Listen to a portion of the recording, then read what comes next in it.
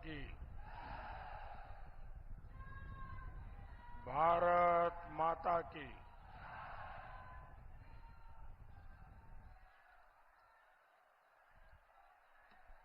भारत माता की।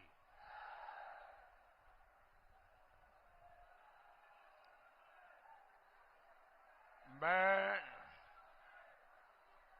पाटेश्वरी मां के चरणों में प्रणाम करता हूं।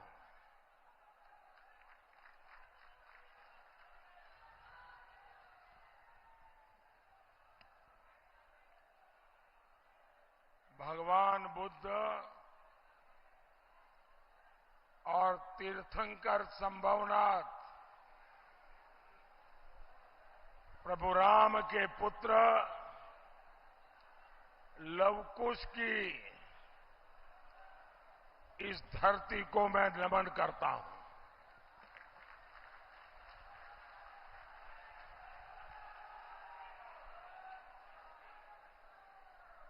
मैं हेलीकॉप्टर से देख रहा था कि जितने लोग यहां अंदर हैं उससे ज्यादा लोग बाहर हैं।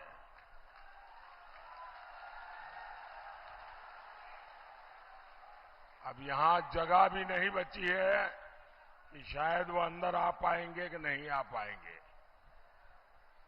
लेकिन वो इतना कष्ट उठाकर यहां तक आए हैं।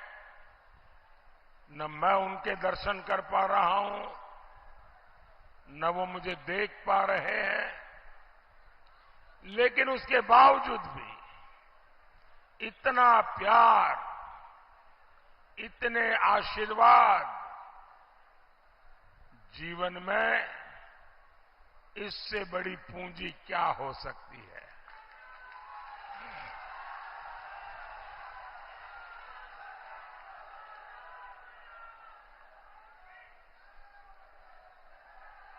अभी जब मैं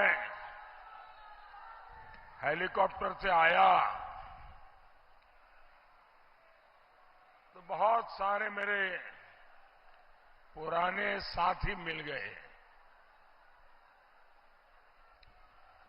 और बहुत सारी पुरानी बातें वहां हेलीपैड के पास खड़े खड़े उन्होंने मुझे याद कराई। 30-35 साल पहले जब मैं यहां संगठन के काम के लिए आया करता था, वहां के उस समय के पुराने अनुभव आज मेरे मन को ताजा तरार कर दिया है। एक प्रकार से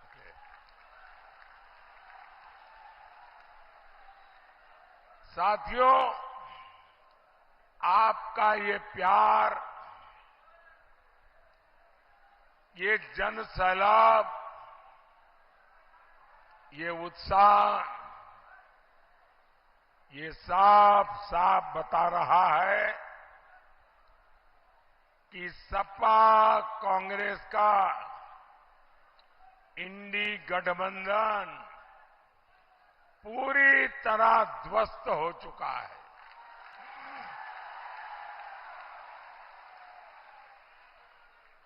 पूरा देश एक ही बात कह रहा है, फिर एक बार, फिर एक बार, फिर एक बार। साथियों, कल मैंने कुछ वीडियो देखे जिसमें लोग भाग भाग करके मंच पे चढ़ जाते थे। तो मैंने पूछा, भाई ये हुड़दंग क्या चल रहा है? तो उन्होंने बताया कि सपा कांग्रेस वाले रैली में लोगों को लाने के लिए कॉन्ट्रैक्ट देते हैं,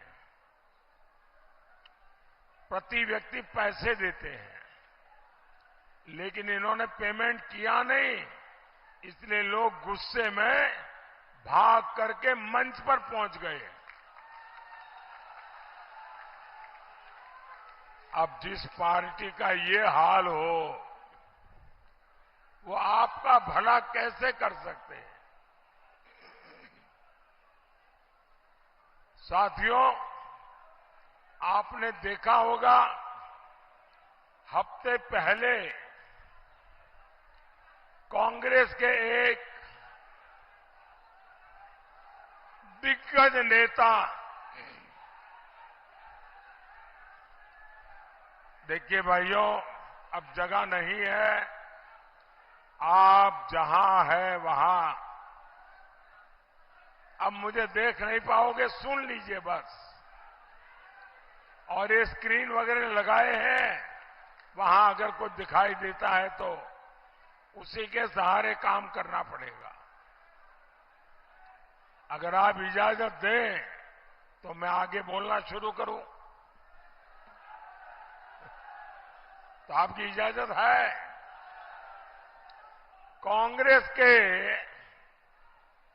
एक दिग्गज नेता, जो कांग्रेस के शाहजादे पर जिनका पूरा पूरा कंट्रोल है, और वो एक प्रकार से कांग्रेस के शाहजादे के कमांडो की तरह काम कर रहे हैं। 3-4 दिन पहले वो ट्वीट करते थे, मोदी को भला बुरा कहना ये उनका काम होता है, तो वो लगातार कह रहे थे, निवर्तमान प्रधानमंत्री श्री नरेंद्र मोदी। अब ठीक है, उनको मजा आता था, करते थे, मैं कुछ बोलता नहीं था, लेकिन अभी चौथे और 5वें चरण के मतदान के बाद उन्होंने निवर्तमान वाला जो मजाक उड़ाते थे, वो भी मजाक करना छोड़ दिया है। मतलब एक कमांडो ने भी मान लिया है कि देश की जनता मोदी को फिर एक बार प्रधानमंत्री बनाने का निर्णय कर चुकी है।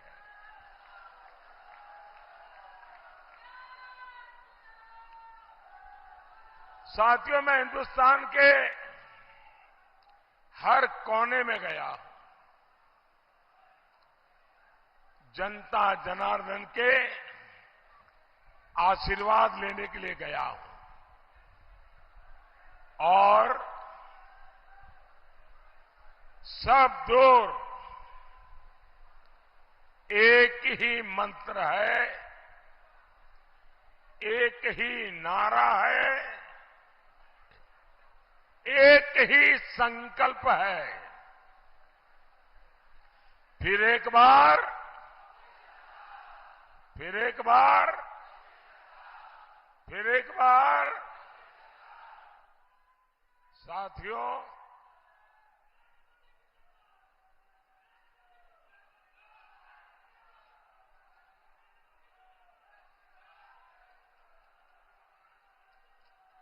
उनको करने दीजिए।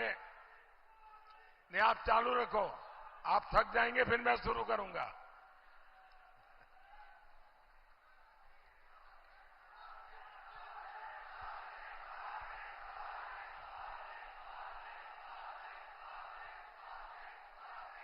साथियों, ये 24 का चुनाव भारत का भविष्य तय करने जा रहा है। जिन लोगों ने 60 साल तक कुछ नहीं किया, वो मोदी के कामों को, मोदी को रोकने के लिए एक हो गए हैं। यूपी में 2 लड़कों की जोड़ी फिर से लॉन्च हुई है। वही पुरानी फ्लॉप फिल्म फिर एक बार ये फ्लॉप फिल्म, वही पुराने किरदार, वही पुराने डायलॉग। अब आप मुझे बताइए, पूरा चुनाव खत्म होने को आपने एक भी नई बात इन लोगों के मुंह से सुनी क्या? देश को आगे कैसे ले जाएंगे, विकास का विजन क्या है, अर्थव्यवस्था को लेकर क्या प्लान है, दोनों साझादों ने एक बार भी भरोसेमंद बात नहीं कही। मैं समझ नहीं पा रहा हूं, आखिर ये वोट मांग क्यों रहे हैं भाई? ये कहते हैं मोदी ने जो काम किया है हम उसको पलटने के लिए आएंगे, मोदी के सारे कामों को सब खत्म करके हम नए सिरे से देश को चलाएंगे। और यही इनका एजेंडा है, मोदी के कामों को पलटना। भाई और बहनों, 10 साल में मोदी ने क्या काम किए? मोदी ने 4 करोड़ गरीबों को पक्के घर दिए।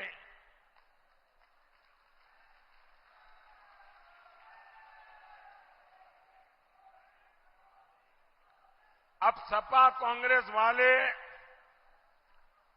सब पलटने का निर्णय कर लिए हैं, मतलब इन 4 करोड़ घरों की जो चाबी है वो उससे ले लेंगे, मकान छीन लेंगे और उनकी वोट बैंक को मकान दे देंगे। मोदी ने 50 करोड़ से ज्यादा गरीबों के जनधन खाते खुलवाए। ये आपके बैंक खाते बंद करा देंगे, उसका पैसा छीन लेंगे। मोदी ने हर गांव में बिजली पहुंचाई, ये आपके घर में बिजली कनेक्शन कटा के फिर अंधेरा कर देंगे। मोदी घर घर पानी पहुंचा रहा है। सपा कांग्रेस वाले आपके घर की पानी की टोंटी भी खोल के ले जाएंगे और इसमें तो इनकी महारत है। क्या आप सपा कांग्रेस को ऐसा करने देंगे?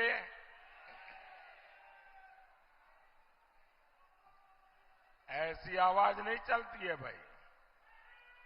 आप जरा हिम्मत से बताइए, आप सपा कांग्रेस को ऐसा पाप करने देंगे, ऐसा जुल्म करने देंगे?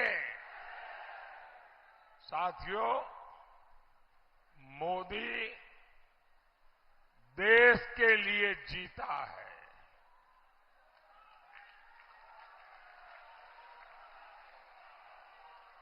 मोदी ने देश हित में जो फैसले लिए वो इंडी वालों की बस की बात नहीं है। अरे क्या क्या पलटोगे, क्या क्या बदलोगे? इनके नेता कह रहे हैं कांग्रेस आई तो सीएए को रद्द कर देंगे। कहते हैं कांग्रेस आई तो कश्मीर में 370 फिर से लगाएंगे। इसका मतलब क्या होगा? जो आतंकवादी आज जेल में है उन्हें कांग्रेसी पीएम के घर में बुलाकर बिरयानी खिलाएंगे।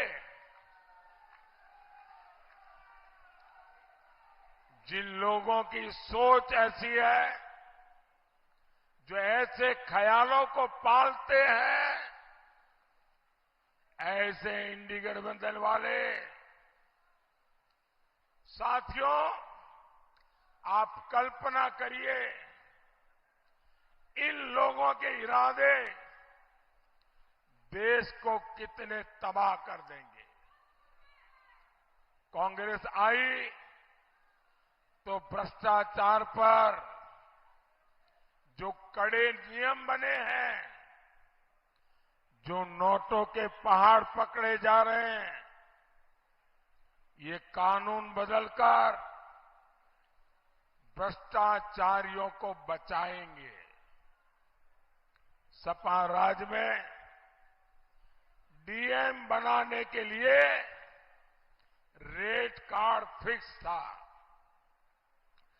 डीजीपी बनाने के लिए रेट कार्ड फिक्स था, नौकरी देने के लिए रेट कार्ड फिक्स था, सड़क बने बिना पैसों का भुगतान हो जाता था। अब ये सब बंद हो गया है। अब इस बताइए, जिसका इतना नुकसान होगा वो मोदी को गाली देगा कि नहीं देगा? दिन रात गाली देगा कि नहीं देगा? रोज नई नई गालियां देगा कि नहीं देगा? मेरे प्यारे भाइयों बहनों, मोदी को ये सारी गालियां मंजूर है। मोदी को अनाप शनाप उनको जो बोलना है सब कुछ मंजूर है।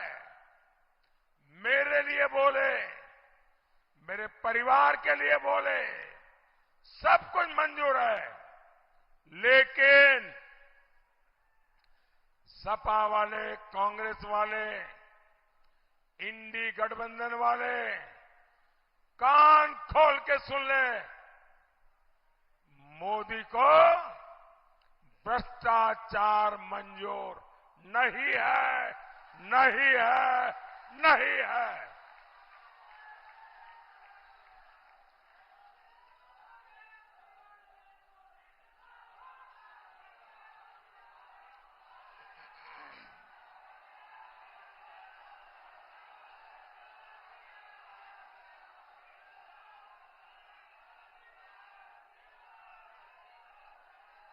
साथियों,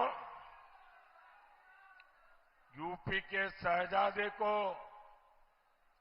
यूपी में पुराना गुंडा राज वापस चाहिए। जब से भाजपा सरकार यहां आई है, गुंडों पर आफत आई है। जो जमीनें माफियाओं ने कब्जे की थी, आज उन पर गरीबों के लिए घर बन रहे हैं। आपने देखा होगा,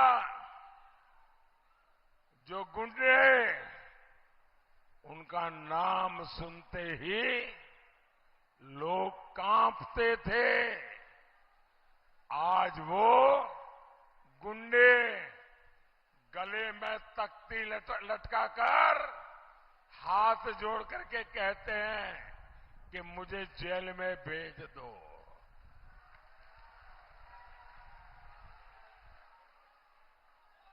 साथियों, भाजपा यूपी को उस हालत में वापस नहीं जाने देगी। और ये मोदी की गारंटी है।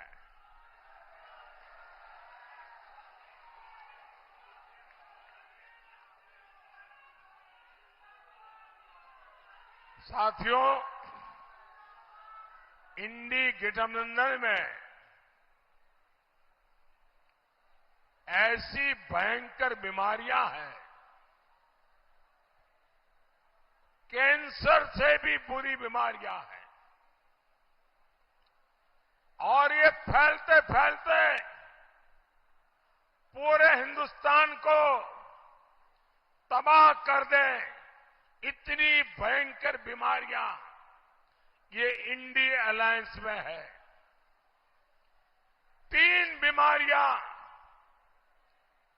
जिससे देश को सावधान रहना जरूरी है।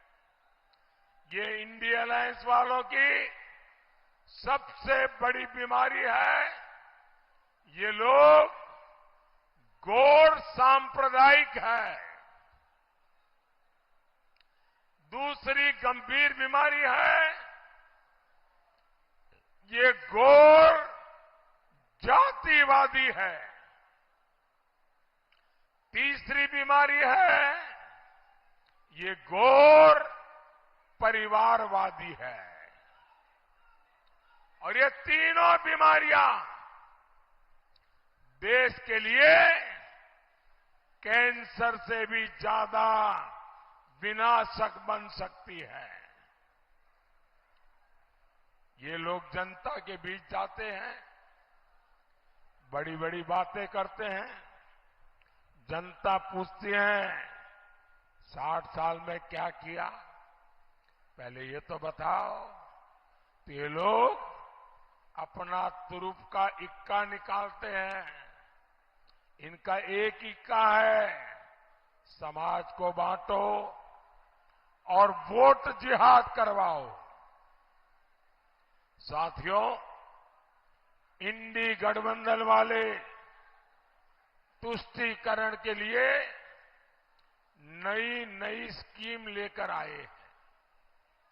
इनके कुछ नेता आपकी संपत्ति की जांच करवाने की बात कर रहे हैं।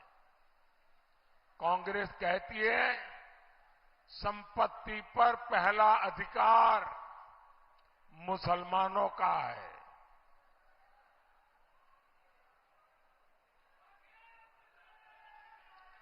मोदी कहता है संपत्ति पर पहला अधिकार इस देश के गरीबों का है। और साथियों, ये कांग्रेस वाले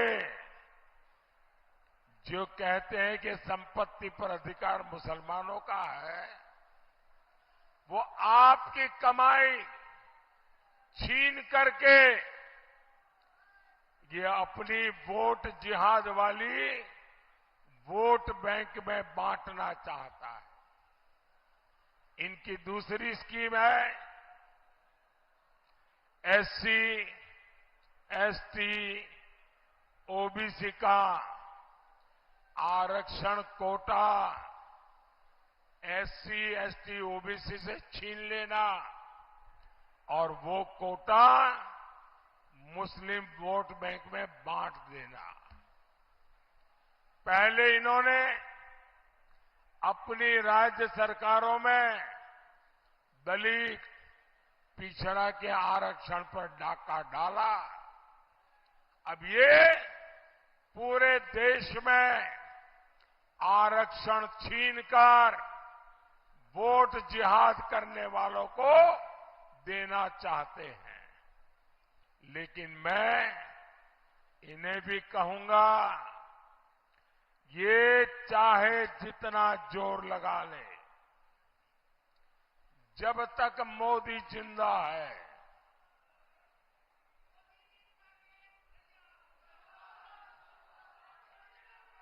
जब तक मोदी जिंदा है, गरीब, दलित, पिछड़ों, आदिवासियों का आरक्षण कोई छीन नहीं सकता।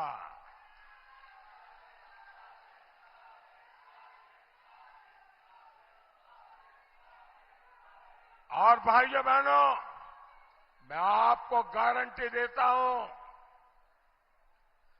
वंचितों का जो अधिकार है, मोदी उसका चौकीदार है। मैं आपको गारंटी देता हूं, आरक्षण छीनने का कर्नाटक मॉडल कभी भी देश में लागू नहीं होने दूंगा। साथियों, हमारा श्रावस्ती इतनी ऐतिहासिक और पौराणिक जगह है, जहां पूरे देश से पर्यटक आना चाहते हैं। पहले इतने समय सपा, बसपा, कांग्रेस की सरकारें रही, लेकिन किसी ने श्रावस्ती के विकास के बारे में सोचा क्या? उन्हें न श्रावस्ती के विकास की चिंता थी, न देश की विरासत की फिक्र थी। हमारी सरकार श्रावस्ती को देश के नक्शे पर अलग पहचान देने के लिए काम कर रही है। आज श्रावस्ती को अपना एयरपोर्ट मिला है। श्रावस्ती से देश भर के लिए फ्लाइट चले, हम इस दिशा में काम कर रहे हैं। श्रावस्ती, बलरामपुर, खलीलाबाद रेल परियोजनाओं का भी शिलान्यास हो चुका है। यहां मां पाटेश्वरी विश्वविद्यालय भी तैयार हो रहा है। स्वास्थ्य सेवाओं के लिए मेडिकल कॉलेज भी बनाया जा रहा है। इस क्षेत्र में बाढ़ की इतनी समस्या थी, हर बार हजारों परिवारों का जीवन खतरे में पड़ता था। लेकिन अब सरयू नदी परियोजना से बाढ़ का संकट भी खत्म होगा, किसानों को फायदा होगा। आप जरा बताइए, सपा कांग्रेस के रहते कभी भी ये काम संभव थे क्या?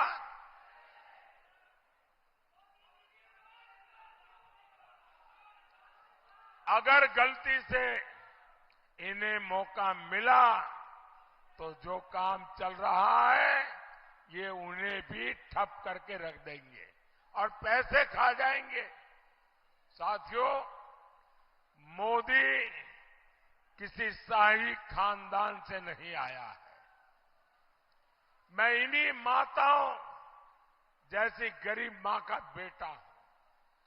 मुझे किसी के लिए कुछ कमाना नहीं है, लेकिन मेरा संकल्प है, मैं अपने देश को इतना मजबूत बनाना चाहता हूं कि परिवारवादी पार्टियां फिर से देश को बदहाल न कर सके।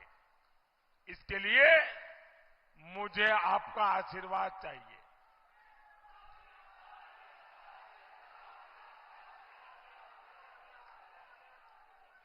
पच्चीस मई को श्रावस्ती से आप साकेत मिश्रा को जिताकर दिल्ली भेजेगा। आपको यहां गैसनी विधानसभा उपचुनाव में भाई शैलेश कुमार सिंह जी को भी भारी मतों से विजयी बनाना है। घर घर जाइएगा और कहिएगा मोदी जी आए थे और मोदी जी ने आपको जय श्री राम कहा है। हर परिवार में मोदी का जय श्री राम पहुंचाओगे, घर घर जाओगे। मेरे साथ बोलिए, भारत माता की, भारत माता की। बहुत बहुत धन्यवाद।